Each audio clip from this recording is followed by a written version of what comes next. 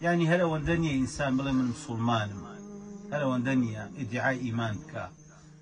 بلكو ما ندوبوني بي والله زحمتي بي والله خدا دابريني بي والله أبي تضحية بدي والله أبي زوجة مصلحتي لدز بدي والله أبي خود ماندوكي والله أبي مادة صرفكي والله أبي هاو كاري تعاونتها بي والله أبي كاتي خود صرفكي بالحال أوي كوا گرینگە بۆ ئەوەی کە تۆ دینی خوای پێسەر بخەی ئەبێ سەری بخەی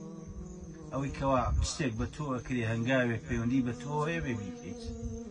ئیتر ئەمە هیچ مەجاڵی تیا نییە بڵی من حەقم نییە ئەبێ موسڵمان هاوبەش بێت لەگەڵ باوەڕداران لەگەڵ موسڵمانان هاوبەش بی تۆ پێکەوە برایەتی و خۆشەویستی و تەبایی پێکەوە گرێدە و دینی خوا هەمووتان بەیەکەوە هەمومان بەیەکەوە وەکو هێزێک دەبێ دینی خوای پەروەردگار سەر بخەین ئەمە نیشانەی ئەوەیە کە ئینسان ئیماندار لە دنیادا مقەسیر نەبێ و ئەمینیش نەبێ لە عەزاب و سزای خوا ئەمین نەبیتەوە نابێ ئەمین بیت چونکە ناتوانی ئەمین بیت چونکە تۆ ئێستا لە دنیای تایە و نەمردویت یەقینت هیچی ڵەمانێکت پێ نەدراوە لەبەرەوە هەتاوەکو نەمری